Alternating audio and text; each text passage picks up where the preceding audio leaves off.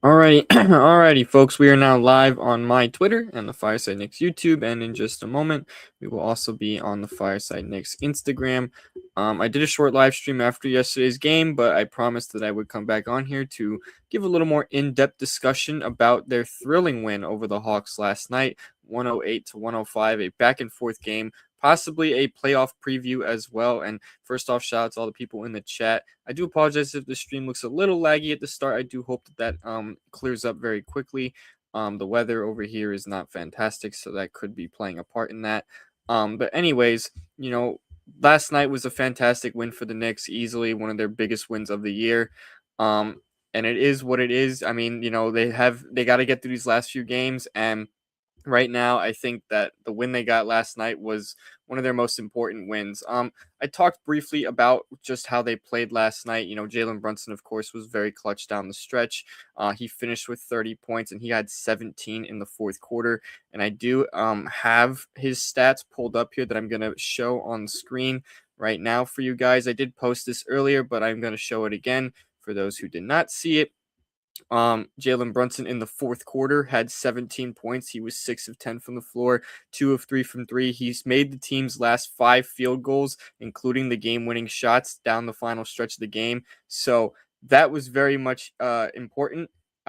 He needed that because he was very much not doing that great in the first half. He was really struggling to start the game. A lot of people were not very happy about the way he was shooting the ball. And, obviously, the past month or so, you feel like he's kind of been a little up and down shooting the ball, but his heroics in the fourth quarter last night were tremendous and much needed.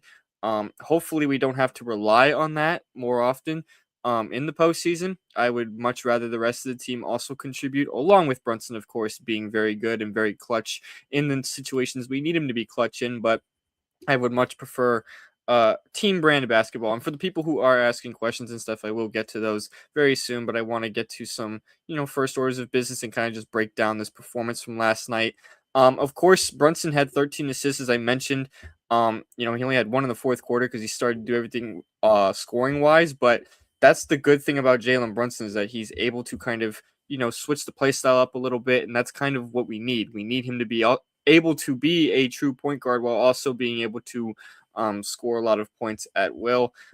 This win last night, though, was huge because this is their third win in a row, obviously, and they needed to get a win over a good team. They hadn't beaten a team over 500 in about a month. Their last win over 500 against a team over 500 before last night was when they blew out Denver by 40 back in March. So for a lot of people, that was, some of you guys might not even remember that game. It was so long ago, but they needed that. They needed to show they can handle a good team and go on the road against a team that's been red hot. The Atlanta Hawks have been playing some unreal basketball over the past 2 months, and Nickeil Alexander-Walker is sure looking like the most improved player.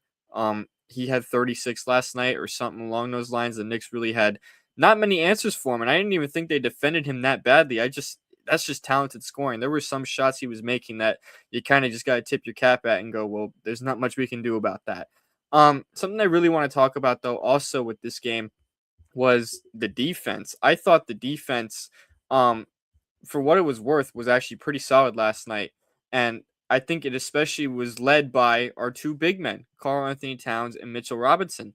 Mitchell Robinson, first off, was outstanding last night. In 20 minutes of action, he had 8 points, 12 rebounds, 2 steals, 3 blocks, pretty much doing everything. You felt like he was playing the hardest out of everybody out there, and that's what you love to see. You love seeing Mitch play with a lot of energy, just given, the health concerns we always have with Mitch and everything else that is about him. You love seeing you love seeing that. You love seeing him have such a huge impact and really make a difference on the defensive side, because we're going to need him healthy in the playoffs. We're going to need his intensity on the boards and on the defense, protecting the rim and all that stuff.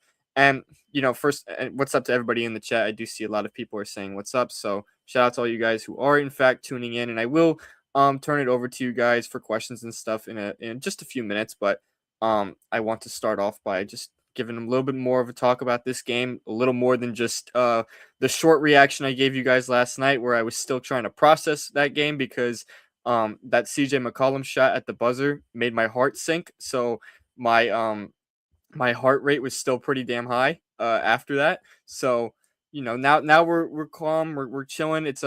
It's a nice Tuesday afternoon. Well, hopefully it's a nice Tuesday afternoon for some of you guys, wherever you guys are staying. Where I'm at, it's a little rainy, but it's okay. It's not, we're not in a hurricane or anything like that, thankfully. But anyways, I want to talk as I'm talking about the defense more. I have a video that I posted on my Twitter before, but it's just a little compilation of the defense, and I want to discuss it a little bit before, while we're here. Some of the plays last night I thought were absolutely terrific from both of our big men. I mean, Mitchell Robinson, of course, I will get to again in a couple minutes, but I want to talk about Karl-Anthony Towns first. I thought Towns actually played really well defensively. I really thought he did what he was supposed to do on the defensive side. He, most importantly, was contesting a lot of shots underneath without fouling. And I think that's a big, big thing for Cat right there, because we all know one of his biggest issues has always been that he's fouling too much, right? He's always finding himself in foul trouble. He's always, making the plays that you always just scratch your head at and go, well, why are you fouling him there? There's no point in doing that.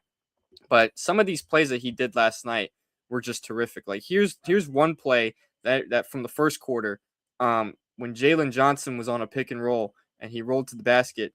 Just watch what Cat does here, and if you guys are able to see it, I hope the people on Instagram are able to see this pretty well. I know it's a little not the biggest of screens, so I do apologize if it's a little tough to see. But if you want a clearer picture, you can also tune in on this stream on Twitter and YouTube. You can go under my Twitter, and you can also go on the Fireside Knicks YouTube for another look at this stream, because I'm also streaming on there. So if you want a easier look at the screen at what I'm sharing, feel free to tune in on there. But anyways, here's one play that really stood out to me. Johnson drives to the basket, and then he contests him without fouling there. I think that was huge, that he was able to, stay up and just stand tall, right? Show that you're 7 feet and not foul him. That was huge. And then, he gets it back and he does the same thing. He's able to contest once again without fouling him, and he misses both shots. He doesn't even clear the rim on the second one. So that was huge right there. Just one example right there. But there are more plays that really stood out to me from Cat in this game. Here's another one. Okongwu going to the rim, Cat making a play right there, not fouling him. That's huge. Of course, Okongwu gets his own miss, but Cat stays involved in the play, and there he is right there making a good contest, and he misses it again, and Cat gets the board that time. Plays like that are extremely huge for us because again, we don't want to always find ourselves in foul trouble, especially with Cat being how good he is with the on the offensive side. You want to be able to have him out there. And when he's not able to be out there, we feel it. We feel when he's really struggling out there, and we also feel the fouls, because it's giving the other team free points. Here's another play from Cat. This is a good old like 4-on-1 you know, or 1-on-4, I should say, as I rewind it back for you guys. This is basically a 1-on-4, or kind of like a 2-on-3 here, but then we see Josh Hart, of course, get back into the play. Alexander Walker has Brunson in front of him though, so all he sees right here is a lot of red, that paint right there. He sees that pretty open. But credit to Cat here, getting back in the play and making a very strong contest on Alexander Walker, who had been just cooking the Knicks all night. I mean, Alexander Walker had it going from the start. And this is really, as I rewind it here, this is a very good contest. He doesn't foul him. He doesn't touch him. That's the huge thing. And Alexander Walker has to take a very tough shot, hits the top of the backboard, completely misses everything.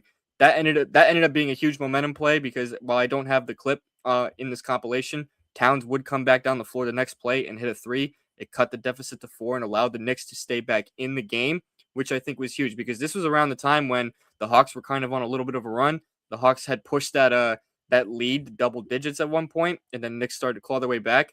Plays like that is why they're able to claw back with Cat making these good defensive plays without fouling, which I think is huge.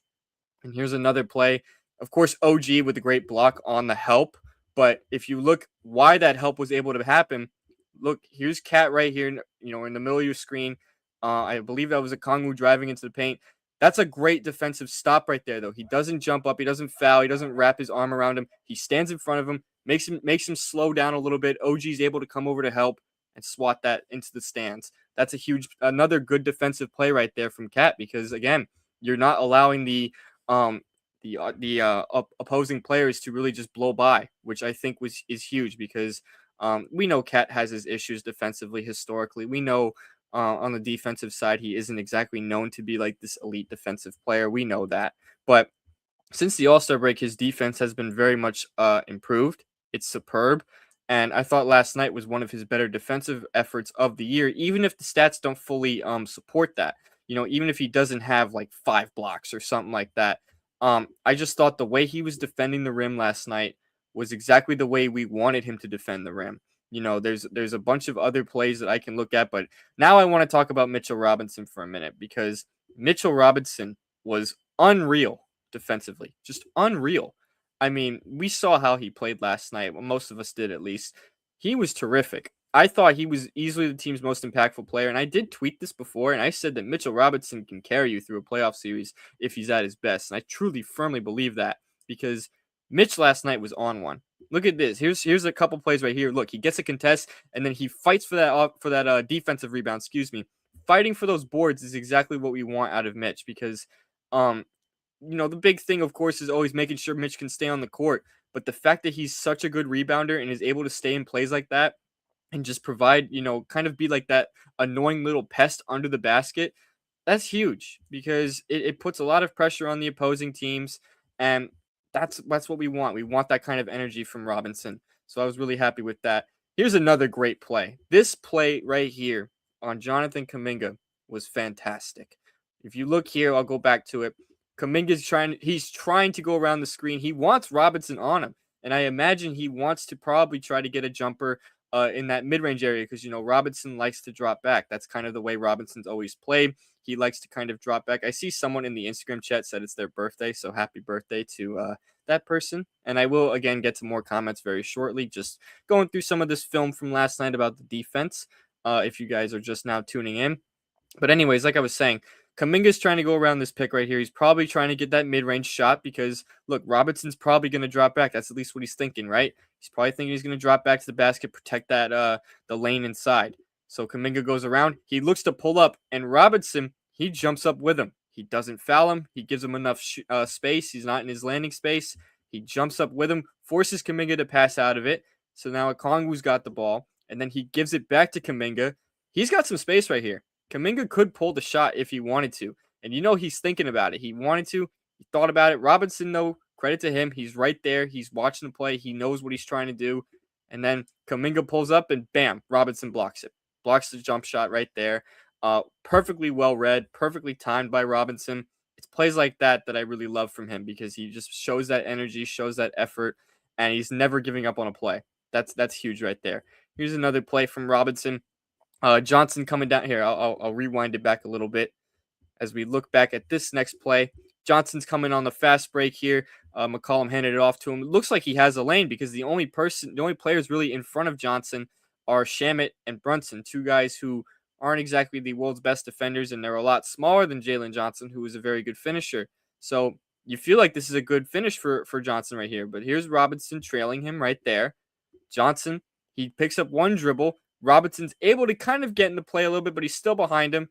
Johnson goes up. He kind of missed a shot that I personally have seen him make a lot, so I was a little surprised he missed. But look at Robinson here as Okongwu gets the O board. He gets the O board, and Robinson just blocks it. Blocks it right at the backboard. That's phenomenal hustle and way to just, great read, really, to get that defensive rebound. Pretty much save that possession right there because, you really don't want to give up buckets when you're in the midst of going on a big run. So credit to him big time right there for just sticking around, staying in the play, making things happen. And this is the play of the game for me. This right here that I'm about to show you was the play of the game and probably the best play I've seen him make. One of the best plays in his career. So if you look right here, Okongwu's at about the left wing kind of area right here, top of the key-ish. He's looking for something. He's looking for a shot. I don't even know if he really wanted the ball in this moment. But you see, I know the bottom ticker is kind of covering it a little bit, but there's only about 5 seconds left on the shot clock here. Not a bunch of time. So Okongwu then has to pretty much decide, do I shoot it? Do I pass? He decides to shoot it. Bad idea over Mitch. Mitch blocks another jumper, and then credit to OG for hustling there, getting the ball, ripping it away from Johnson, and then throwing down a nice dunk. That was a game-changing play. That's a play right there that I felt was a momentum shifter. Granted, of course, Atlanta was able to respond back and grab the lead again in this game, but at the time, this felt like a huge play because you really felt like the Knicks were showing some physicality and some heart, some effort, which I think was huge. They needed to have something like that. We know physicality has been one of the things that they have really struggled with this year. My light kind of turned off a little bit, so I apologize if I turned a little darker. But anyways, as I was saying, we know the physicality and stuff are some things that the Knicks have tended to struggle with a little bit at times this year. But Mitchell Robinson's been one of those guys who has always shown some physicality, always made hard plays, always made winning plays, and um really was impressive with his performance overall. But that play specifically was a game changing play. And then here's kind of just one more play that I have broken down for you. Um, right here, obviously I rewinded back. Kuminga's trying to drive to the hole, but Robinson is right there, so Kuminga has no choice but to pass it out. Johnson gets the ball. He feeds it back inside to the center. Um, Robinson shuts off that lane, so now he's got nothing. He's still there, still there. Now he's trying to get a handoff pass to the inside to the guy cutting. Robinson stays there, makes a fantastic contest, air ball, and the Knicks get the rebound right there. That was a fantastic play as well. That was a play that was very smart. Robinson stayed in his spot and he made plays. I think 3 different guys touched the ball that possession, or 4 different guys. 4 different guys touched the ball there, and Mitchell Robinson made an impact on pretty much 3 of those guys. He stopped 3 of those guys from scoring on a play that really felt like they could have scored on. They had spots, but Robinson defended that perfectly. Couldn't have defended that any better. And that's really the basis of some of the film that I had for you guys to kind of just break down a little bit. Basically, overall, I mean, Mitchell Robinson was just phenomenal on the defensive side, and that's really what made the biggest difference. Of course, as I mentioned, Karl Anthony Towns deserves a lot of credit too, because as I showed before, his defense was also very good. Just superb effort, fantastic effort, and that's why the Knicks were able to win this game. Of course, Brunson's heroics play a big part, but um, they're not in that position to have some clutch moments like that if they don't defend like the way they did last night. And I thought the way Mitchell Robinson and Karl Anthony Towns defended was fantastic. Of course, I thought OG was great on defense as well, and some of the other guys made some good plays on defense, but Cat and Mitch were the 2 guys who really stood out to me on defense. I thought those 2 guys did everything they were supposed to do, especially Mitchell Robinson. That was one of the most impactful games I've ever seen him play. And Karl Anthony Towns had a very nice all around game as well. And, he was making some nice passes in the game. He was hitting a couple jumpers, finishing at the rim. And of course, as I showed before, the defense that he was playing was superb. So when guys like that are having games like that, it'll be a lot easier for the Knicks to pull off some wins against good teams. And it makes me feel a little bit better about their playoff outlook if that's how they can play against the good teams, because we all know against the good teams sometimes they struggle. They sometimes they fall flat on their face. But last night they did not do that. Last night they played hard. They played physical all the way through. They kept the game close against a really good Hawks team who has been playing really good basketball over the past 2 months, and the Knicks walk away with a win. So, a lot to be inspired about with that win, a lot to be inspired about, a lot to be encouraged about. Of course, season is not over. They still have 3 more games left, and they're against tough opponents. They have the Boston Celtics on Thursday, the Toronto Raptors on Friday, and then the Charlotte Hornets on Sunday to close the season out. Now, depending on where the Knicks are seated, maybe that Hornets game they won't play their starters. We don't know yet. It depends if the Knicks have a seed locked up by then or not. But their win was big last night because it kept them in the 3rd seed. The Cleveland Cavaliers did win last night over the Memphis Grizzlies, so the Knicks maintain a 1-game lead over them for the 3rd seed, and the Knicks own the tiebreaker over Cleveland as well. So in essence, that's a 2-game lead. So really, if the Knicks can win another game or 2, you can pretty much guarantee they're going to end up with the 3 seed. So you gotta keep winning these games. You gotta keep on putting some pressure because you want to end up with the 3rd seed. If they end up with the 4th seed, it's not the end of the world, but I'd rather avoid a world where we have to face Detroit in round 2. If they can do that, that would honestly be ideal. I know Boston is not an easy out either, but I think the Knicks would feel better if they could delay the team that has owned them this year until at least the conference finals, if in fact both teams were to advance to the conference finals. So that's really all I got to say, though, regarding this game and stuff like that. And now I think is a good time for me to turn it over to some comments and stuff. Remember, if you guys are new to these streams, please follow Fireside Knicks on all of our platforms. We're on Instagram, Twitter, all that stuff. And, of course, follow my Twitter. Make sure you leave a like, comment, and subscribe. But anyways, I'm going to turn it over to some comments. I know some people were commenting way earlier in this stream.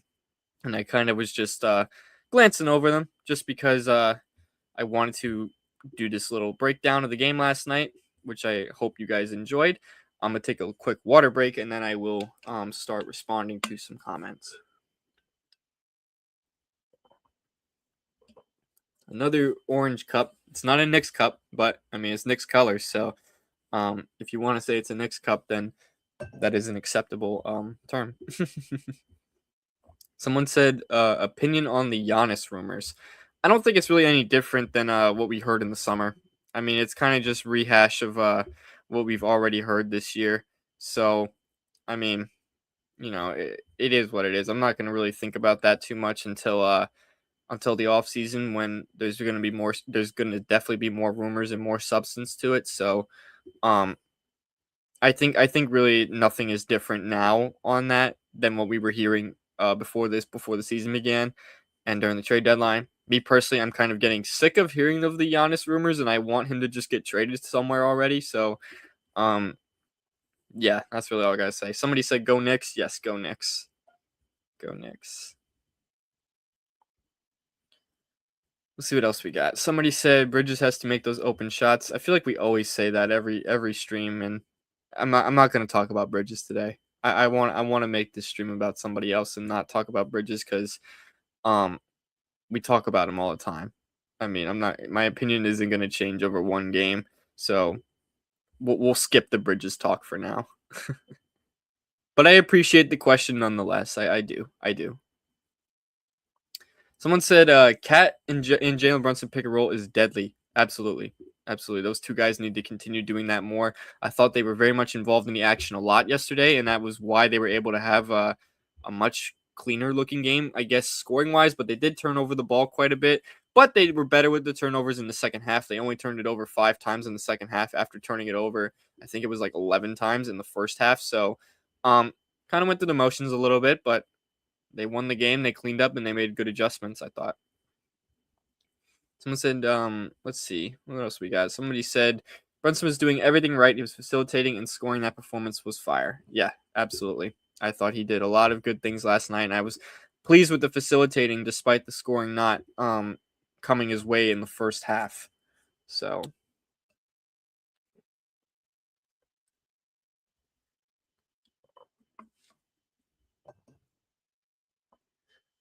let's see what else we got here. Somebody said we could use Mitch for playoff ball. Absolutely. We're going to need him for playoff ball. Not even just could use him. We're going to need him. If he's going to play like that, the Knicks can win a playoff series through him at this point. That's how he's going to play. Because I thought the Knicks won that game last night through Mitchell Robinson. Even if he only played 20 minutes, I think those were heavily impactful 20 minutes of action that he played. Someone said, "Yo, what's up, man? Hope you're having a great day." Thank you, man. And I hope you're having a great day as well on this Tuesday afternoon. If you're a Michigan fan, shout out Michigan. Dusty May used to be my alma mater's head coach, so I'm happy for him. I'm very happy for Dusty May and for Michigan. And if you're a UConn fan, because I imagine some of you guys might be UConn fans because of how close they are in New York. I apologize for you guys, but you guys have done enough winning.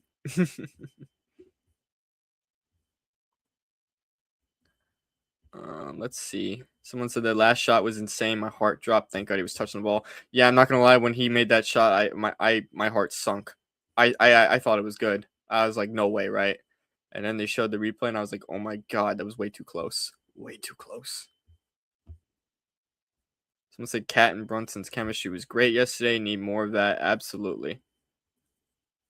I'm scroll down a little bit to more recent comments. And then I'll get back to some of the older ones. Someone said, "I have a question. Do you think we could beat Boston in the second half with Tatum back?" Um, I mean, if Tatum plays, the game's going to be tough regardless. But um, you know, if he plays, then we just got to do our thing.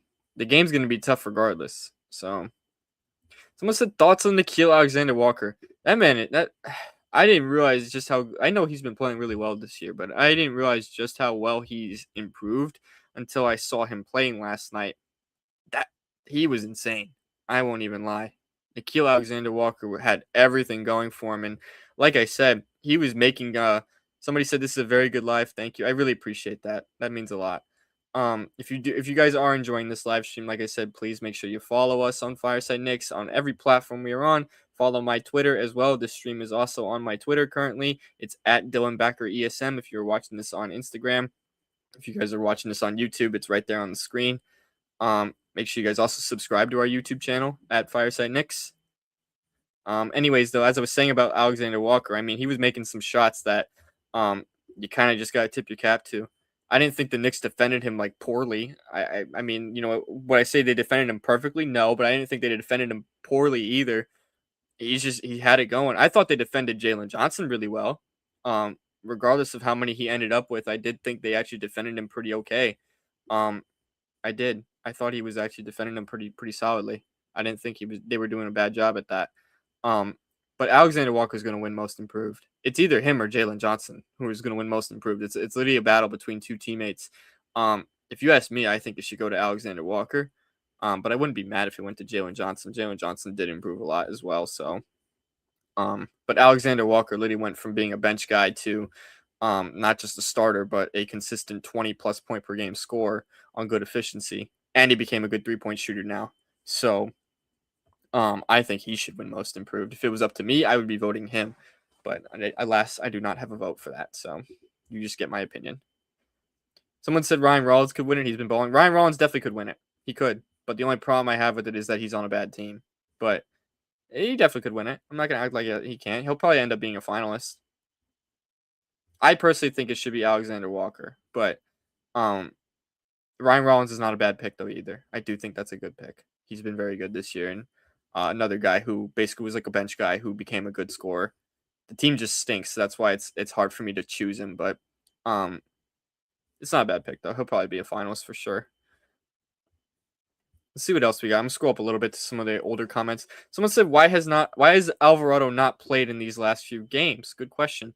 I think he's fallen victim to the numbers game. There's too many guards on the roster who are simply better than him. But Mike Brown said last night that Alvarado was still very much engaged and was still very talkative on the bench and very much active in the discussions, which I think is equally as important as making an on-court impact. So, I'm glad Alvarado is taking the benching, I guess, well. I mean, obviously, I'm sure the guy wants to play, but I can at least appreciate that he's understanding why he's not playing and that he's still supporting the rest of the group because I mean he doesn't owe the group anything. He got traded here, so and he got traded here mid-season at that, so he doesn't owe us anything. But he's done a great job in that regard. I don't know when we'll see him again. Maybe we'll see him in the Charlotte game if they sit their starters. Maybe we see him in a playoff game or two, but I imagine if the team is fully healthy, I imagine what we saw last night is going to be the playoff rotation. I think what we saw last night is the closest we will see in the regular season to a playoff preview, kind of a dress rehearsal of sorts.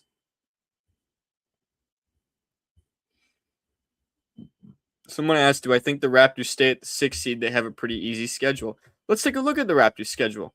Now that you bring it up, because I, personally, if I had to choose who I would want to play in the first round, it would be Toronto.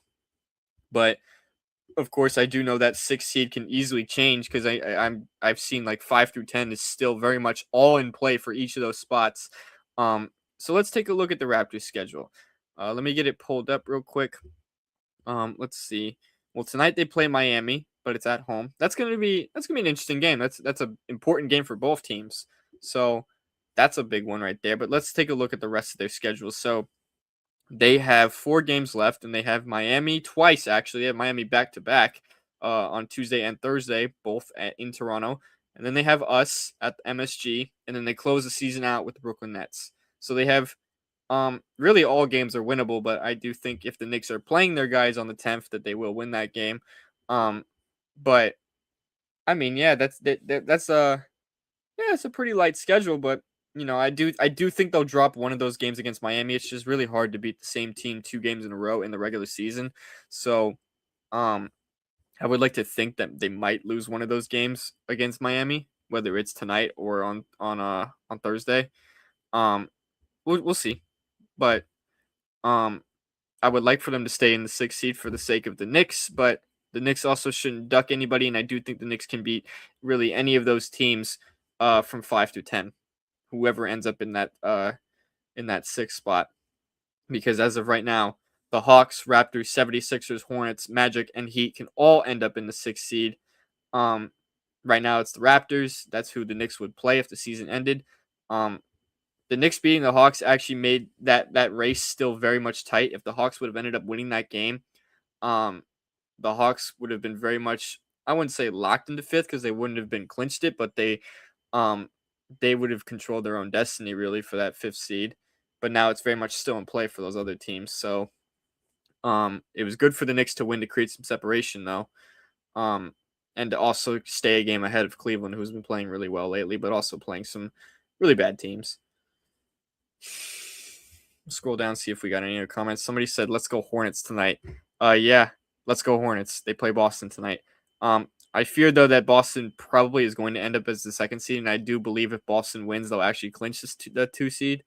I could be wrong about that, but um, will they clinch the two seed? I don't think they'll have clinched the two seed, but they might be like in a virtual tie. So if there's percentage points, like if there's any other factor that may get in the way, then it would be that. But I do believe the Knicks own the tiebreaker actually.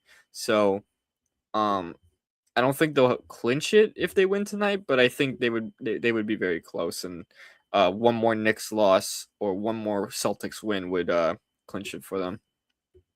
Um let's see what else we got though here. I'm gonna scroll up to some earlier comments. Because I definitely missed a good amount of them. Let's see what else. Somebody said, I loved how Jalen saved the day with his scoring at the end of the game. Yep, he did great last night in the clutch, and he needed that. Um, he was really struggling in the first three quarters scoring wise. He was doing good assist wise, but scoring wise, he wasn't really doing much. And then he just completely turned it up in the fourth quarter, and that's why I feel good about. That's why I'm a little encouraged, because if they can do that, if they can find a way to get through the motions and then come through in the clutch, then at the end of the day, you win the playoff games. You win the playoff games. That's what matters more. Um, but I still would like for him to play better in the first three quarters. I'm not gonna act like that. I would just be okay with him playing like crap for the first three quarters and then turn it up. I would like for him to be good all the way through. But it was overall a good game though. Somebody said it's really simple. If they run Brunson and Cat pick and roll and pick and pop often, and Bridges, Anunoby, and Hart knock down their shots when they get the ball, we can beat anybody. Yeah, if you get Brunson and Cat involved in the action more often, the offense is going to open up so much more, because defenses are going to have to focus on those two guys. Those are two extremely dynamic scorers who can score at all three levels. So it's going to leave somebody open. And as long as those guys, as long as the as you just mentioned, the supporting guys, as long as they can knock down the shots that they need to hit, it'll become easy. It'll come super easy for them. Somebody said the Knicks need to win out, Boston needs to lose out. I assume for the Knicks getting the second seed. Yeah, they do. I don't think it's going to happen, though, unfortunately. I don't. I think it would take some miracle for the Knicks to end up as a two seed. It's technically not out of play, but I don't think it's going to happen.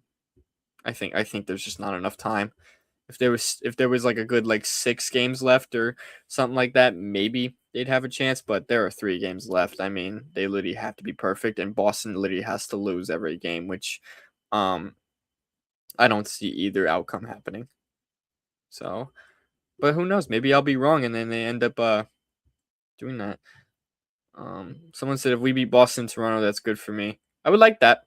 It just depends who the Knicks are who's going to actually suit up for the Knicks, because if let's say the Knicks have the 3 seed locked up, I'm okay with the starters just sitting and they drop the game, because I don't think they have to prove anything to Boston or Toronto at this point.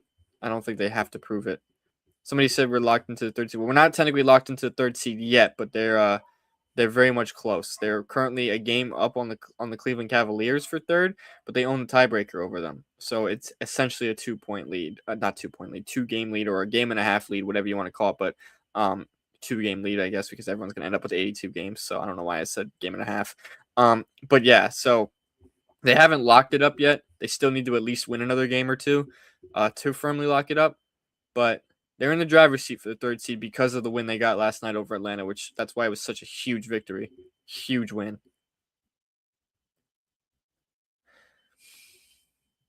Somebody said I'm good with third seed. We just need to do the same thing last in Boston.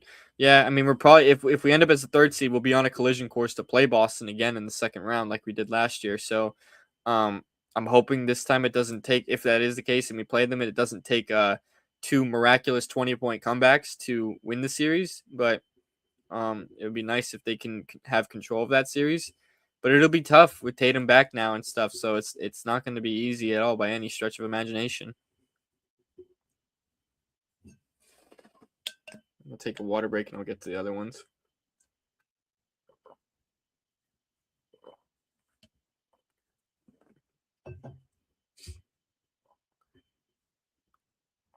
Somebody said, like you tweeted out yesterday, keep calling Brunson washed. Yeah, absolutely. Keep calling him washed. Keep doing it. Every time you do it, he goes crazy. Here's a good question. Somebody asked, what's a realistic trade you would want to happen for the Knicks in the offseason?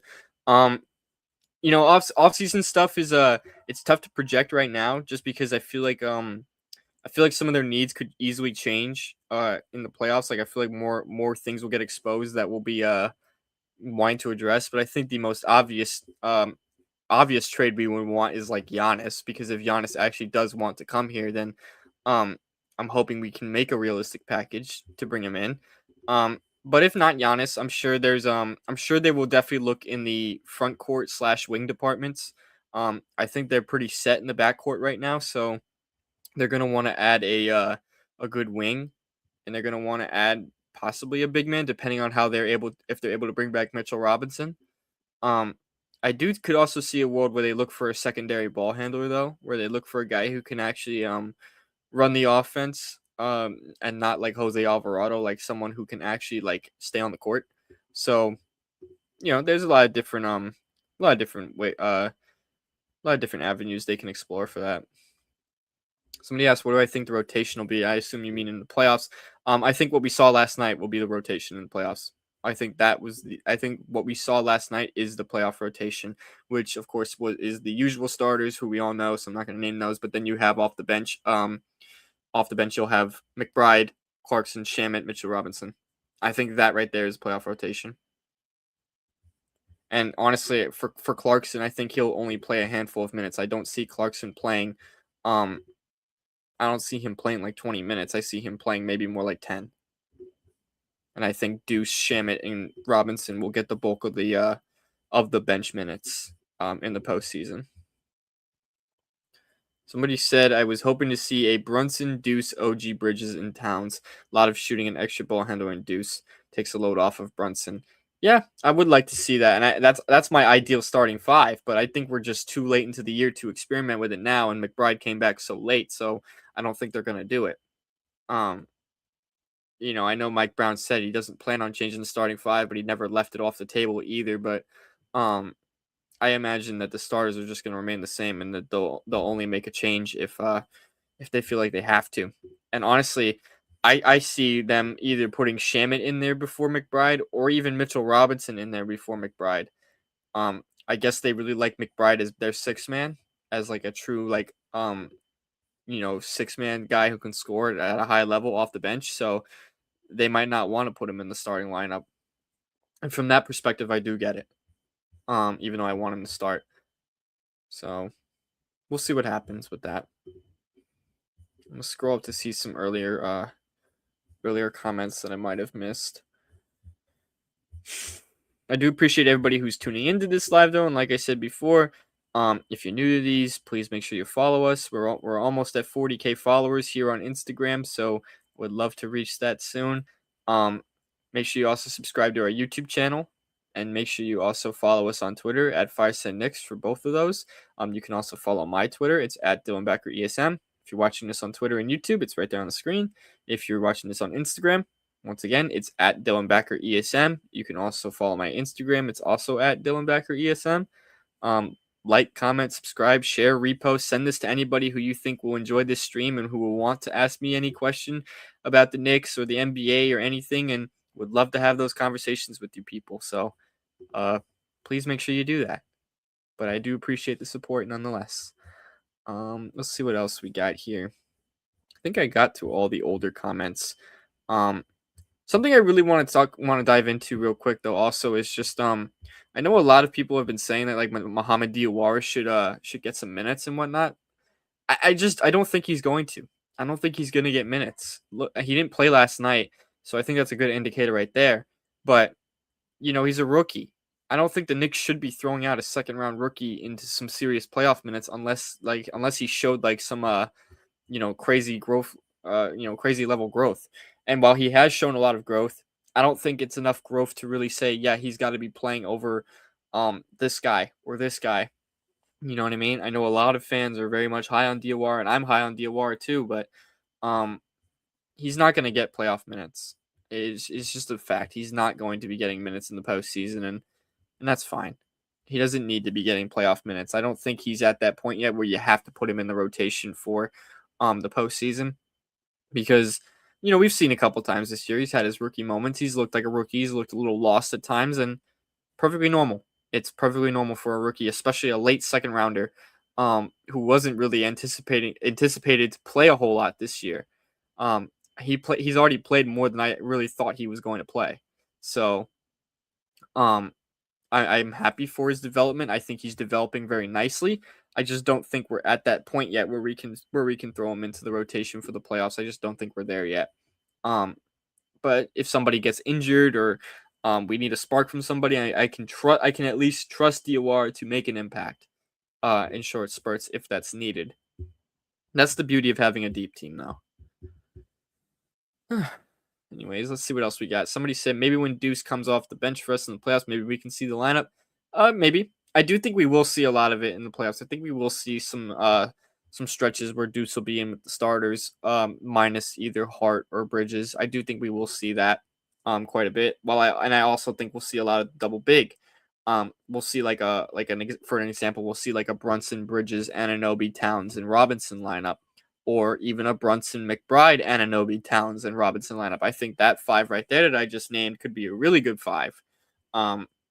They're not going to start that five, but it could be a good five to use on the court together for sure. I definitely think that would be good because then you'd have three really good defenders with your two best scorers. So, I do think that would be nice and beneficial if they were to do that. But we'll see. Who knows? Mike Brown likes to mix things up all the time. So,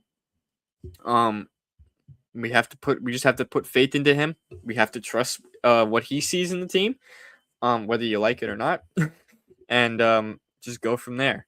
So that's really that. If anybody else has any comments or any takes, any questions they want to ask me, feel free to do that. I'll probably get off of this live within the next 5 to 10 minutes. So now is your opportunity to do that if you haven't. And if I have missed your question or if I've missed any comment that you said before, definitely make sure you guys just comment it again. I'll get to it because I definitely don't want to miss it. I like talking with you guys about all this stuff, and I like talking Knicks basketball with you guys. So, and I appreciate everybody who is tuned in on this Tuesday, even if you're not here for the entire time. I appreciate anybody who tunes in for even just a few minutes, because that's still fantastic support for me, and of course for all of us here at Fireside Knicks. So, I love that. Somebody said Mike Brown finally woke up. He finally had Brunson and Cat in action together. Yeah, it's like he saw all of us saying it on Twitter, that we want them in the action together. It's not rocket science. I don't understand why it seems like rocket science for some of these coaches to get your two best offensive players involved on the same plays. I get it. You want to get the other guys involved too, but like you have like two really gifted scorers and two of the most dynamic and diverse scorers of this recent time. So I don't understand why we don't take advantage of that and just use it to our advantage, like I said, and really do something. Those two guys can really be a deadly combination if they're actually used up more often. But they need to be used more often. It's that simple. If they're not used often enough, then it's going to be tough.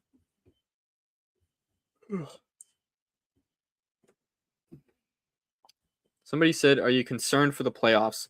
I'm always going to be concerned about the playoffs because I still think while last night's win was great, they still got to figure things out. They have to lower the turnovers. They have to make sure they're always sharp on defense. They got to make sure they're consistent. Um, Last night was one of those games where I felt they competed from start to finish. I felt they played hard, and I felt that they never really let themselves get out of it, and they ended up winning the game. That's what I want to see more often. I know I of course I'd rather a blowout, but I can't expect a blowout against a good team. So if you're playing a good team, what they did last night was exactly what I want to see. So I don't really have like concerns about how they played last night. Um I have concerns about the playoffs and just can they be consistent? Um are they going to have games where they start playing with their food a little bit and then they drop a game that they really shouldn't drop, especially if it's at home? Um I don't want to be in a situation like last year where they drop a game at home to Detroit and then they head on the road down 1-1, not down but tied 1-1. Um, I know they won all 3 games on the road and that's fantastic, but this year they haven't been as good on the road. Um, so they need to be able to take advantage while they're at home and try to earn that home court advantage, which they will get in the first round. That's a guarantee because I don't think they can fall any lower than 4. Um, but it's not a guarantee they're going to get it any round past that, which is why I wanted to be a higher seed. But we just have to take what we have.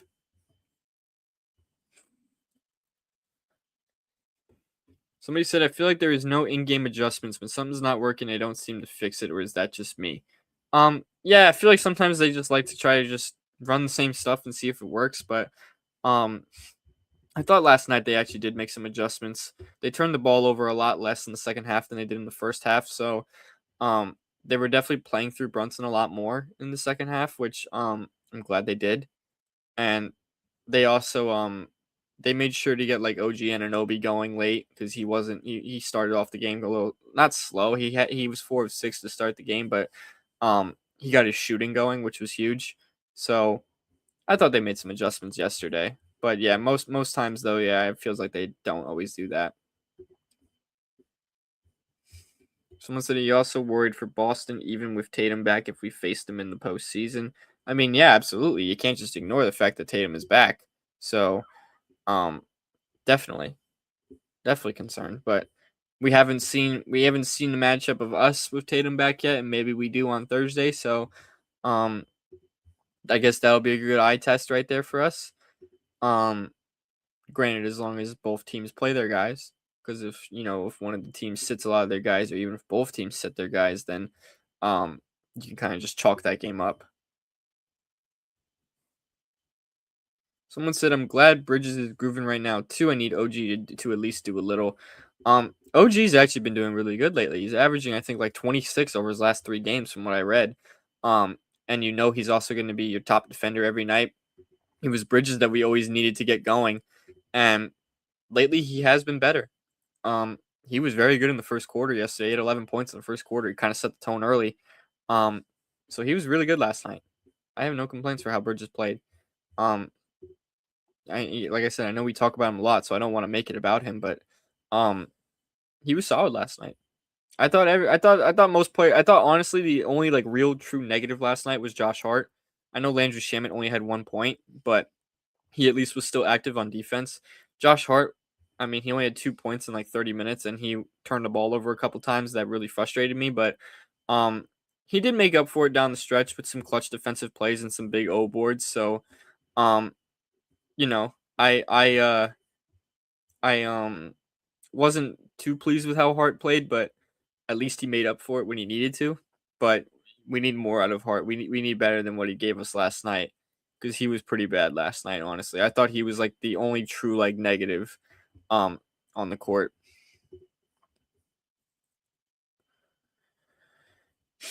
Someone said whoever Tatum's trainer or doctor is, give him a max contract. Looks like he didn't lose a step. His recovery is remarkable. I mean, the fact that he came back from that torn Achilles in less than 300 days is incredible. I respect him a lot for that because especially in this day and age where players are sitting games or resting games for quote unquote load management and all this stuff, I really respect Tatum for actually coming back. Granted, the Celtics being competitive probably plays a part, but I respect him for actually doing it, for actually coming back because he easily could have just taken the season off. And nobody would have said anything because I mean that's a serious injury. That's not no sprained ankle. So Yeah, I respect him for that. I do. I honestly do. Someone said I think McBride was decent too. I'm excited for him in the playoffs. Yeah, McBride was pretty solid. He was solid on both ends. He gave us what we needed. He gave us enough. Um, I'm hoping that he continues. I hope he continues to get back into rhythm so that he's like his old self when the playoffs roll around. Anyways, guys, it is almost 5:15 here on the East Coast. I do think this is a good point for me to wrap things up. I appreciate everybody who did tune into the stream, though. We're about 50 minutes in. I appreciate everybody who has watched. Even if you didn't stay for the full time, I appreciate it nonetheless. It's still amazing support. Make sure you guys follow us on all of our social media platforms. We're on TikTok, Twitter, Instagram, Facebook, YouTube, every platform imaginable. We are on there. You can also follow my Twitter. It is at Dylan Becker ESM. If you're watching this on Twitter and YouTube right now, it's right there on the screen on the overlay. If you guys are watching this on Instagram, like I just said, it's at Dylan Becker ESM, and my Instagram is also the same name. Make sure you follow us. Make sure you follow Fireside Knicks on Instagram. We're almost at 40K followers. I want to try to hit that before the end of the playoffs, so that would be amazing if you guys could help us get there. And I'll see you guys in the next stream I do. Maybe I'll stream tomorrow. I'll let you guys know in advance, and I'll see you guys then. Peace out, and let's go Knicks.